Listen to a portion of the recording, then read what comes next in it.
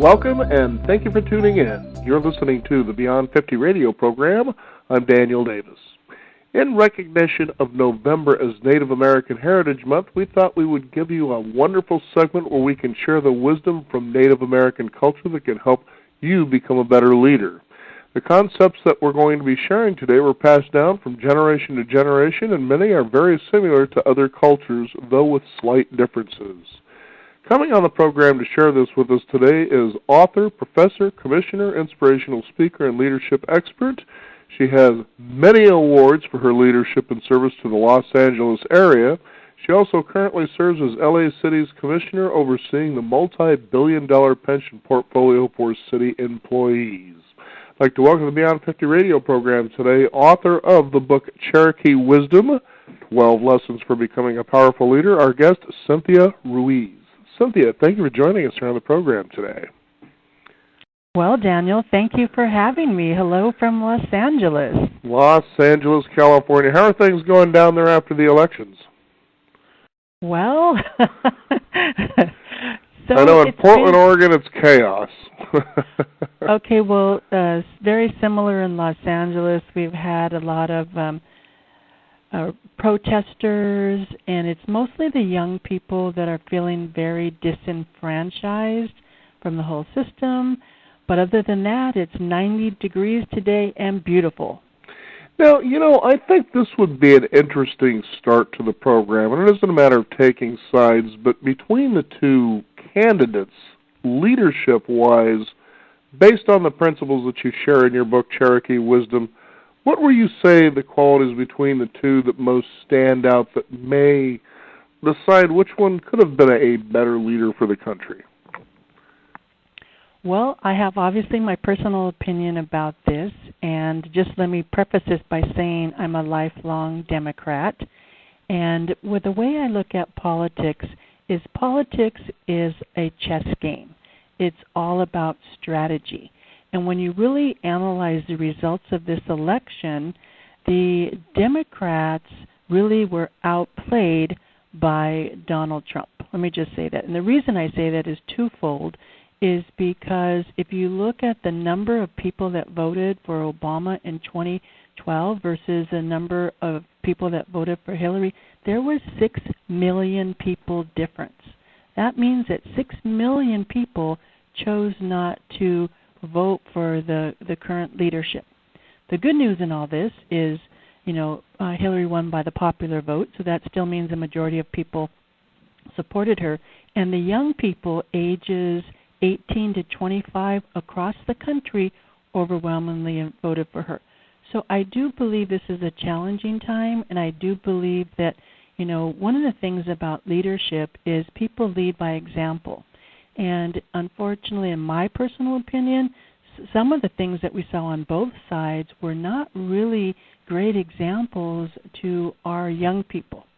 But the results are in, the election's over, and at this point, we just have to look beyond and move forward, because we know by history that the pendulum swings from side to side in the country's elections between Republican and Democrat, and this time it swung the other way, and it is what it is. But there's been a lot of, especially in Los Angeles and up where you're at in Northern California and all over the world, the young people are just feeling very disenfranchised, and I understand that, but I just only request, not that I have any control, that they really show their unhappiness in peaceful, positive ways. Well, that's absolutely true. I know up here they had a little bit of a riot skirmish, but it turns out it was a group that, like when you typically will see protesting, there's always that small group of people that figure they're going to jump in there and cause chaos and have nothing to do with what's actually happening. But that being put beside us, it's interesting because in even gathering, for instance, a protest, you need to be the kind of leader that can inspire people to actually go in the direction, as you were saying, in a positive, nonviolent way. And what I'd like to do is kind of take a look, for instance, at the 12 attributes of leadership. But first of all, tell us your story about how, first of all, you coming from a mixed culture, I understand it's Latin American Cherokee? Right. And before I do that, Daniel, I just want to acknowledge you as a leader. You know, your program, I know you've been doing it for a long time, Beyond 50. Thank you for providing a platform for the more mature audience, to the more mature audience, because I think nowadays we get bombarded with so much media really geared towards young people. So thank you for acknowledging the maturity of the majority of the population. And one of the things that I really feel very strongly about in the Native American culture, we really are taught to worship our elders and really respect the knowledge and wisdom that they've gained through their lifetime. So as you mentioned, I come from two cultures. My dad was Mexican, and I say was because he's made his transition, and then my mom, Native American Cherokee. So we're registered members of the Cherokee Nation, and from my Native American side, I like to think I get my spirituality, my respect for the environment, my love for Mother Nature. And my Latina side, I get my passion for life, my love for music and dance. Early on, I didn't really appreciate the differences because I felt like I really didn't fit in because I don't speak Spanish, so I didn't fit into the Latino world. And then I was raised in an urban environment, not the reservation, so I didn't always feel connected to my Cherokee roots either. But as I grew as a person and aged and became more mature, now I believe that I have the best of both worlds. Well, it certainly sounds that way. There's no doubt about that. Now, did you find that leadership came naturally to you?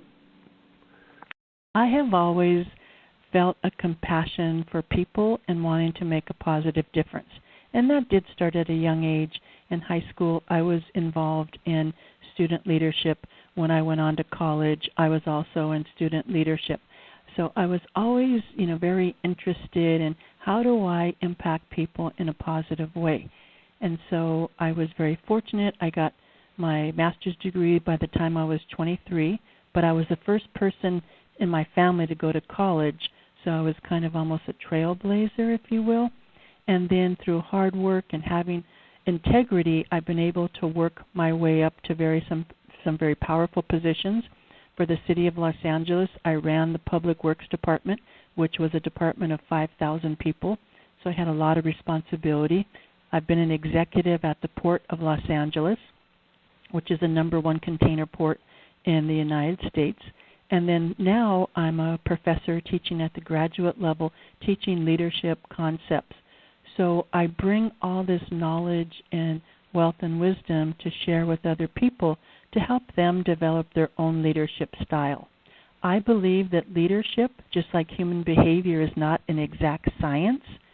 So as a leader, and we're all leaders in our daily life, whether we're leading our family, our social network, or at work, we all lead. And so it's about developing what feels comfortable for you, your style. And so with my book, Cherokee Wisdom, 12 Lessons for Becoming a Leader, I share the cultural values of the Cherokees because sometimes we complicate our own lives. And if we can go back to simplicity, that's really powerful and really profound. And like I said, the first one is integrity. Have integrity in all you do. And the way we define integrity is doing the right thing irregardless if anybody else is looking. It's easy to do the right thing when other people are watching you, but at the end of the day, if you're by yourself and you're challenged with to do the right thing or not, and we all know what the right and wrong thing is, doing it because the Creator is still in your life and the Creator is looking. So have integrity is an important value to us. I know expert investor Warren Buffett says integrity is one of those interesting animals that can actually take you a lifetime to build and 20 minutes to destroy. And anybody who's played golf can understand exactly what it means to do the right thing. I was actually just talking to my wife yesterday about that. I said the ultimate sport is golf. So it's the only one where you're actually really only in competition with yourself.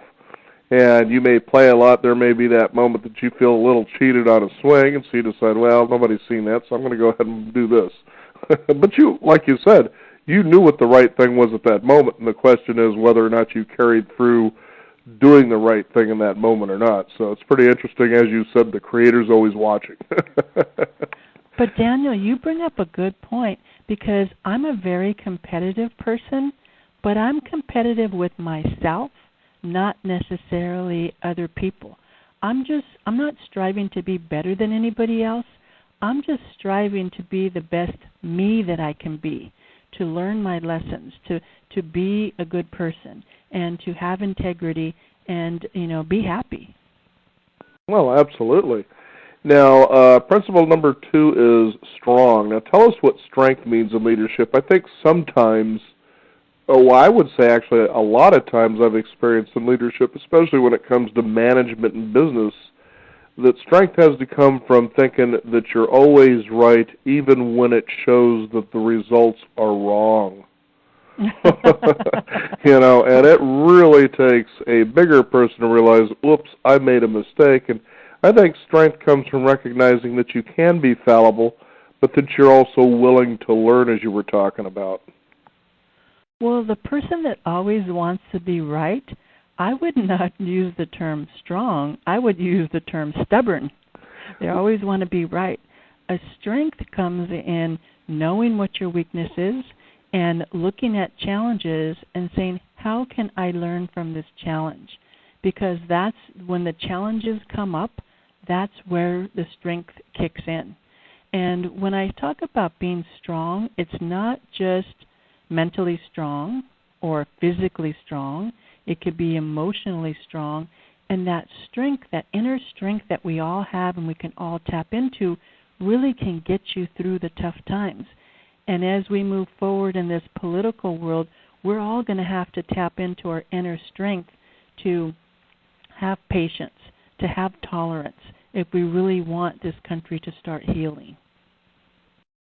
Yeah, there's no doubt about that. Even in light of the way people feel about what's actually happened, you have to move forward. That's what I was thinking about, too, as you were talking about how this young generation seems to feel, I don't know, jilted or left out. And I'm wondering, why do they feel that way?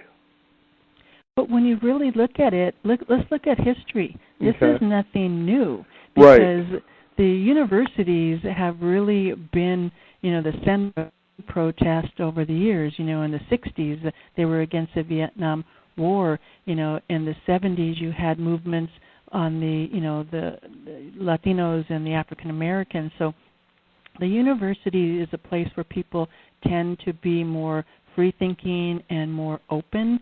So this is not new. I mean, it may be new to some people, but if you look at history, the young people have always, had their opinions, and it's the way how we evolve as a society. What they're saying is that the way the society is today, they're not happy and they want change. And the millennials in particular, they look at the world very differently, but in my opinion, in a progressive way. Now we have terms like social entrepreneurship that didn't exist before. They're holding these corporations accountable. Their dollars are important to them. So when they spend their dollars, they want to spend their dollars with companies and corporations that have a social consciousness and give back to the community and take social responsibility. So they're really pushing. It's always been the young people that push the envelope to change the society. Well, I certainly appreciate that you said that, and it's true. If you really look back in history, you always see that's what happens. Okay, well, guys, you've been doing it this way. As somebody who's kind of fresh with fresh eyes to the world sees it, as you said, just a little bit differently, and we see a possible solution. So if you're not willing to go that direction, well, then we're going to do the best that we can to move in that direction and just see what actually happens. One principle of leadership that I found interesting is that being humble. Well, humility goes back to I'm not better than anybody else. And a lot of people get this confused because they think, because I also say you need to be confident. They believe that if you're confident, you can't be humble at the same time, that those two are mutually exclusive. And I disagree. I believe you can be confident in yourself and your skills, but be humble at the same time, humility really is showing that you don't think you're better than anybody else. And it takes us to another attribute is respect. You know, each of us have our own journey in this world. And it doesn't make me right and you wrong, or vice versa. It's about having respect for the other person's journey, respect for their opinion, and I don't have to force my idea on you. You have the right to believe what you believe, just like I have the right. So it's about being humble and respecting other people's opinion because we all have our own truth. I certainly agree with you on that, and I was kind of curious, again, going back to the election coverage when Donald Trump finally did his final speech. To me, it seemed like that was the first time he wasn't talking about himself, that he actually seemed warm and compassionate, like, okay, we're all in this together, let's see how we can all work together now, and it seemed kind of like a shifting in gears. What are your thoughts on something like that? Well, at this point, I send him peace and blessings and love, because, like it or not, he is the chosen leader of this country for the next 4 years. So I was actually happy to see that, but I have to tell you, after the election, I kind of turned off the news and I had to step back and get away from the news, because I think all of us were just like so overwhelmed and so caught up in it. But I was happy to see that, and I really wish him the best because he's in charge, and I want, and I hope, and I pray that he leads this country in the right direction for everyone. Absolutely. Now, how about confident? You were saying that sometimes people kind of confuse humility with confidence as being one and the same. But confidence, what exactly does that mean in the situation that we're talking about here? Well, what I was saying is that confidence and humility are not, people don't confuse them as the same. They think you can't have both. What I think, every emotion has a range and a spectrum, if you will. And I think confidence is a good thing, having confidence in yourself. But when you take confidence to the extreme, you get arrogance, you get narcissism, you get that extreme, overly confident where they think other people are wrong. Well, I did see some glimmers of that in our president-elect, and so I'm hoping that by him seeing these protests and realizing that not everybody's on the same page, that he moves in a forward direction to build the country, because that's what we need. One of the other principles I talk about in the book is leading by example. And some of the hatred that came out in this election, the young people are leading by example, and I've seen some terrible examples of how people are doing graffiti and very hatred, and all this hate's coming up. And I believe that the only way that you conquer hate is with love. There's a duality, and you just fill the world with love so we can get rid of some of this hate that's been bubbling up. Absolutely, and that's where I guess respect and acknowledgement would come in, right? Absolutely. Let's talk about that one there. Well, at the end of the day, I'm grateful, and I'm grateful to live in a free country where each and every one of us have the right to speak their own truth. So I'm grateful to live in a free country. Even as a woman, I'm grateful because I have a lot of liberties that some women in the rest of the world don't have. So at the end of the day, I honestly do believe that the United States is the best country in the world. It's just we're going through some growing pains, and we've gone through these historically, throughout our existence. So I just feel this is another bump in the road, and we have to move forward and unite this country. Now, and it's interesting when we talk about respect and acknowledgement, because I can't help but reach back to, let's say, your Native American, the Cherokee side of you, and this actually, if you go down into Latin America, Central and South America, and you look at indigenous peoples of the times, that you realize that in these communities, everybody more or less had an equal voice. Sure, they had a chief, but everything was discussed among each other. In other words, women were just as empowered within the community as the men were. So they were just as equal in the decision making as as the men were. And it's interesting when you take a look at, for instance, this election, and you hear these things, such as, Trump, for instance, being allegedly against women, sort of a thing, and not being very respectful about that. You think to yourself, if these people of these, communities back in the day were to see this, I would think they would feel very confused about what's going on. I feel confused today. Yeah, I know, but imagine how they would feel like. For instance, I remember when the earliest settlers of the American continent came, and it was interesting because as they showed up in front of, and I can't remember who the first people, native people were that they showed up in front of, they kind of looked around and said, "Where's the women?" And apparently the settlers misunderstood what they were saying. They were actually saying, "Where are your female representative from your lands?" Mm-hmm. And they mistook it as, well, maybe they want our women. No, we don't want them. We want to know where they are. Well, it's interesting because the Cherokee Nation, if you look at our history, we were actually in a society where women played an equal role. Our overarching philosophy was harmony and balance.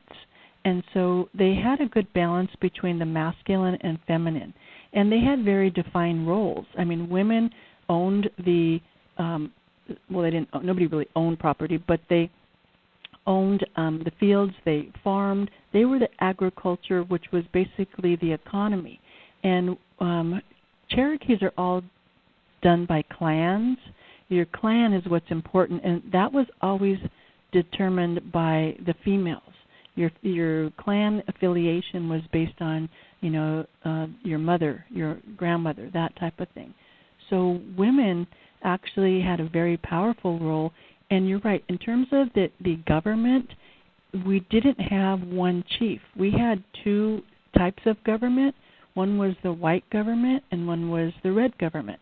So the white council was in charge during peaceful times, and then they had another council, the red council, was in charge during times of war. But they were like representatives, and it wasn't until the 1700s where they decided to have one principal chief.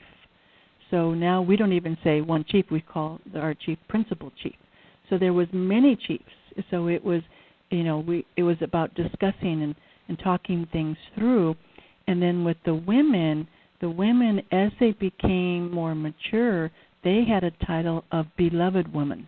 Once they were at an age where they could no longer bear children, they were put in a category of beloved woman. So it's just the whole society was very, very different, and the women did have a lot of say. And the women actually got to pick the husbands. Say, okay, I want to marry this guy. So it was very different. It certainly was, and I know in the Mayan culture it was pretty different too, because as you said, the women did pick the men that they wanted to have as husbands, but one of the ways that happened was they would go through their compounds wearing these special shoals that were made by the family. And the whole idea is the guy who was interested in the girl would go and grab the shoal, for instance, and hold on to it. And her job was to try to get back to the compound with the shoal still intact, but not the guy. And there was a funny story with a gentleman that I talked with who wrote a marvelous book about Mayan culture, as he was part of it as a ceremonial flute player and shaman, and he was saying there was one particular story where the gal was pretty strong and pretty strong-headed, that sort of a thing, you might say determined, and so every once in a while the guy that kept trying to capture her shawl would, return back to his compound maybe with a broken nose or a black eye, but eventually he was just as determined and they became husband and wife. Well, I don't know if that's the best way to start off a marriage, but hey. Hey, it's the Mayan culture. Now, again, cooperative is an important leadership quality, isn't it? Oh, absolutely, because let's think about it. What is really leadership? Leadership is influencing people. We have, elected leaders that we've talked about the election already. We have CEOs of companies, and nobody gets there by themselves. And the whole concept of leadership is working with others. So if you don't cooperate, I mean, the traditional types of leadership is, authoritarian. And that works in some organizations that are very defined, like military, police. But for the most part, to get anything done in this world, you have to cooperate with other people. And especially going back to the young people, if you really don't get their buy-in, they're really not going to follow your lead or really cooperate with you. So it's about understanding everybody on your team, knowing their strengths and weaknesses, cooperating with them, and really all working towards the same goal, whatever that selected goal is. That's an interesting term, too, that somehow always felt a little unnerving, and that is the idea of the self-made man. And, when I remember hearing that as a teenager, I thought, and you'd see maybe a picture of this guy standing there like he's somehow tamed the whole entire world by himself. He should be respected. And I thought to myself, how does anybody get to any kind of a position without the help and cooperation of other people? How do you call yourself self-made? Because ultimately you're learning from everybody else. And especially if you define success based on money, which that's only, to me, one aspect of it, and then nobody just makes money. I mean, you're making money because you have customers, because you have relationships, because, whatever you're selling or whatever service you provide. But all of that, it has to do with interaction with other people. Nobody's truly self-made, as you pointed out.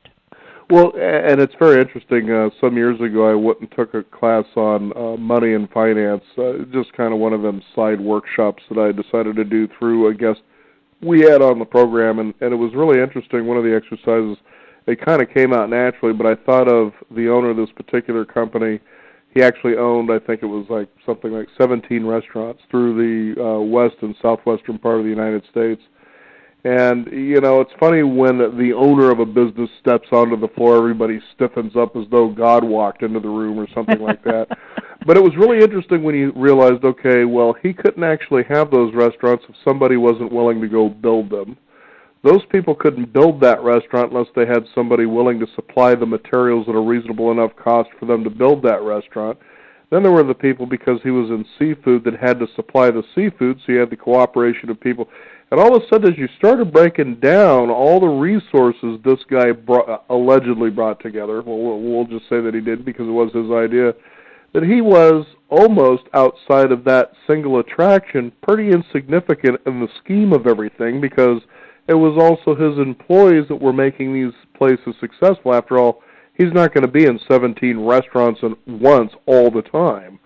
And you realize the kind of humility it should take a leader to realize, well, I've brought this together. I seem to have a lot of cooperation from a lot of people. It should bring you, a bit of humility to realize that potentially if you've inspired all of these people to do these things willingly, that's something worth getting up to each and every day, and that's certainly far from a self-made man. I couldn't agree more. And one of my biggest challenges in terms of leadership challenges is when I was running a city department of 5,000 people. Because you have to remember, in government, it's almost impossible to fire people. So you really can't get rid of people. On the flip side of that, they're a very challenging group to motivate. So what I had to do is really get out there with the people, because Public Works is in charge of building streets, of sanitation, street lighting, engineering, all the infrastructure. So the way I was able to motivate them, because I couldn't give them more money, was really engage them and go out and talk to the employees and listen to them. And I used to get up very early in the morning to go talk to our trash truck drivers and hear their concerns. And what happened is, because they saw that I was a real person and that I cared, I developed a big loyalty with my department and my employees, because they saw me as a real person. They saw that I was, I was cared and concerned about them. Because let me tell you, as a leader, they're a very difficult group to move. And so that was my experience with them. So being communicative is very important. It's realizing that even the people in what could be considered the lowly arenas of a particular business should be just as appreciated as the other people who may be exalted, for instance. Absolutely, because everybody has a part in that chain. Like you were talking about that whole supply chain of restaurants. That everybody plays a role. And just like in most organizations, everybody has a role. And even like with the administrative assistants, many times they're the ones that really help the executives and keep them on track. And a lot of times the joke is they know more than the executive because they're the ones dealing with all the people calling in and scheduling the appointments. So everybody has a role, and it's about respecting and appreciating everybody's role in that whole supply chain. Now, determined, which is an aspect you also talk about in your book, could be something that can also be a little skewed at sometimes, Is it to be determined that this was the idea we're going to go with, and I'm determined to be sure to see it all the way through whether it works or not? But being determined is more than that, isn't it? Absolutely. For us, determined is never giving up, because it's that whole being persistent. We live in a society today of instant gratification. People want things now. They want things when they want it. And you have to realize when you're working towards a goal, it may not come at the time you want it, but it comes in the perfect time. So you have to keep moving forward and going to that goal, working towards that goal. Of course, you have to make adjustments along the way because things change, but don't give up. If you have dreams, don't give up on your dreams. Keep working towards them, and at the right time, it will happen. Now, responsible is really big, because I remember seeing sometimes in management that a mistake would occur and they would blame the person who made it rather than realizing, well, that was something I suggested or told them they should do. You know where I'm going with that one, I'm sure. Especially working in the government body, everybody sometimes can be quick to point, well, no, that's where the mistake started, or it was their fault, sort of a thing, and not taking responsibility, for your actions, for instance. And that's unfortunate. And what happens if you do that as a leader, you don't take responsibility as being the team captain, then you're going to lose the respect of the people that you are leading, because nobody wants to get thrown under the bus. Nobody wants to be a scapegoat. And if you're the leader, you're the one that's ultimately responsible for moving that team in a certain direction. And if you have weak links, because sometimes you do, it's about evaluating that weak link and making adjustments and holding people accountable. Now, if you try to hold somebody accountable and then they don't do their job and it falls apart, that's one thing, versus just if it doesn't work, trying to blame other people. So responsibility is so important. And responsibility means a lot of different things. It could be just showing up on time, because if you have a meeting and you show up on time, that's showing that I respect you and value your time. If you have a meeting and you show up an hour late, what's that saying? It's saying that I don't respect your time. Now, granted, I live in Los Angeles. There's traffic. There's a million things that could prevent you from being on time, but you have to adjust and respect other people's time as well and be responsible. Absolutely agreed. Now, I know this next one here is a really interesting one, and I wouldn't mind talking about this also from a trainer's perspective, and that is patience. And it just astounds me sometimes to watch people who are given a person to train in a job that either over-communicate and just overwhelm these people, where they just basically stand there like a deer in headlights, or they give what would we call unclear direction, step aside, and of course this person's going to fumble, tumble, and fall because you've given them unclear direction in the first place, and then you get all over them, and then you hear, well, I don't know if this person's going to be able to do this, and I've found over the years that what you have to do is that you have to be clear about your direction, and then be patient and sort of allow them to kind of move in that direction and work things out. In other words, you kind of got to give them some leeway there and just kind of nurture them along. What are your thoughts on that? Well, Daniel, I couldn't agree with you more. Training is not an easy thing, and that not everybody's a good trainer, because it's finding that balance of delineating clear expectations, providing support, but allow the person to go through what they need to go through. And patience is tough, but it's something that we all have to practice because we all started in the beginning. When we were children, we didn't have all this knowledge. So it takes some people, everybody learns differently.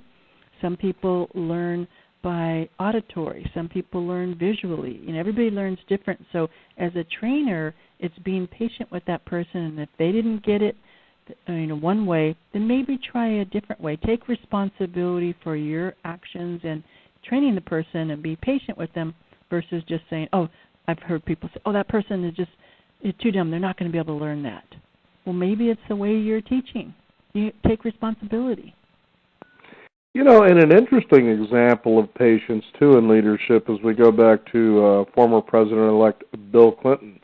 And when they were trying to, reel in the deficit, and the trouble that he faced, even though they decided to go a different direction than the popular people, like Newt Gingrich was one of those guys that was out there just firing away and just being highly critical of Bill during this time. And Bill just decided to shut the government down for a while until we got this fixed. He put himself out there. But in his patience, it began to unravel and it began to work out. And so this new strategy really started revealing itself, and people, oh, wow, hey, I can't believe it. It actually worked. Right. And patience is really, to me, looking at the overall big picture. And it's not easy because, people get, in LA, people get impatient in traffic. So, we're spending a lot of time on the road. So what I do is I try to listen to some, nice music or listen to books on tape or listen to podcasts. So I'm using that time in a productive way instead of sitting there getting angry and getting mad because the traffic's not going to move. That doesn't change anything. You're still in traffic. So it's being patient and understanding the situation and finding alternatives to keep your mind occupied and really allow that patience to come in. And here's one for our listeners, too, that I think will work well, especially if they're the kind of people like you keep talking about who find themselves stuck in traffic a lot. And this is the advice of one Zig Ziglar. And I know that you're familiar with who he is, and most people in that arena probably know, but he talked about car university, or automobile university. I remember seeing him talk at one of his talks, and it was interesting because I started doing this with books on tape, and I realized, did you realize it's interesting when you listen to a book on tape when you're on your way somewhere in a car, that the soothing rate just goes up exponentially. You turn on the regular radio, and that anxiety comes back. And at the same time, not only are you soothed by a story, or maybe it could be a book where you're learning, for instance, leadership qualities from Cherokee wisdom. The fact is, it's not only very soothing, but you're actually using that time wisely rather than just being anxious and upset. Well, I like to say we are the CEOs of our life, shaped by the choices we make. What that means to me is that we all control our own lives, and we all control it with choices. Any given moment, we have choices. So when you're stuck in traffic, you can make a choice to sit there and get angry at the people around you and try to cut people off, or you can, use the automobile university and use that as a time to enrich yourself. The choice is yours, and every day we make many, many choices in our life, and that's the end result is of our life are our choices. Now, the final principle would be teacher. Tell us how that works when it comes to leadership. Well, in Cherokee wisdom, we believe that once you have gained knowledge and wisdom, you have a sense of responsibility to share that to improve other people's lives, whether it be individuals, family, or groups. Now, I'm at a point in my life that I've had a lot of experiences.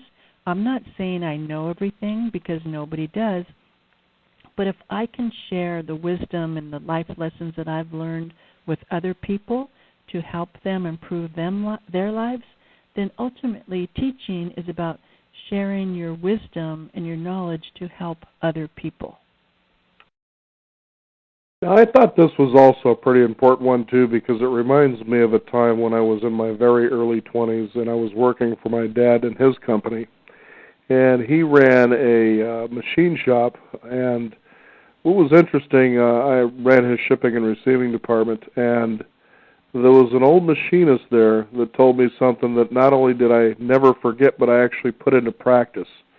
And he says, you'll know that you're one heck of a trainer or teacher or an even leader when you can train somebody to do the job that you're doing to a level that's better than the way that you're doing it.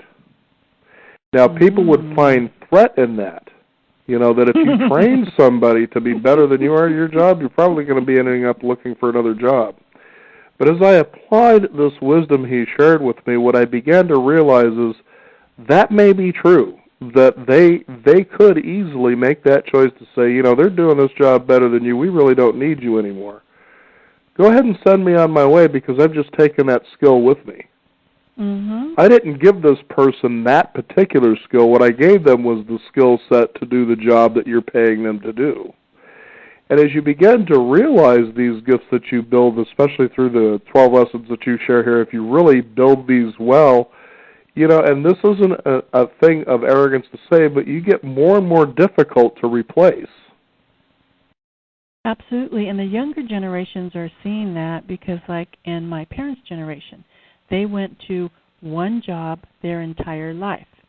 In my life, I've had several different careers, and the millennials, what's happening with them is they don't really feel loyalty to companies, nor do companies feel loyal to them. So it's a whole different ball game, and the only way that they're going to survive is in their own individual skill sets.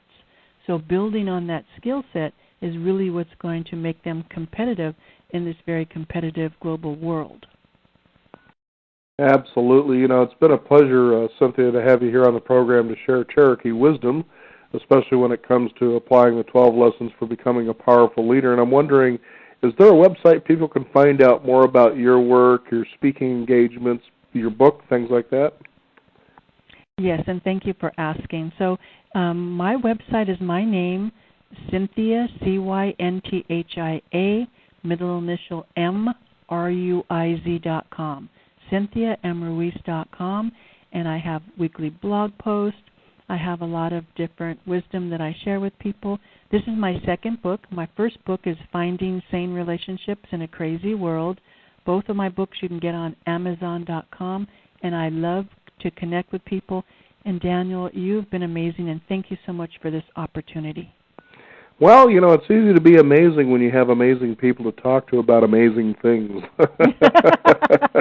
Again, the book is Cherokee Wisdom, 12 Lessons for Becoming a Powerful Leader. Our guest, Cynthia M. Ruiz. Cynthia, again, thank you for being on our program. It has been a pleasure to talk with you. Thank you. We want to thank you, the listeners out there, for joining us. You can also discover more visit us at beyond50radio.com. That is the number 50.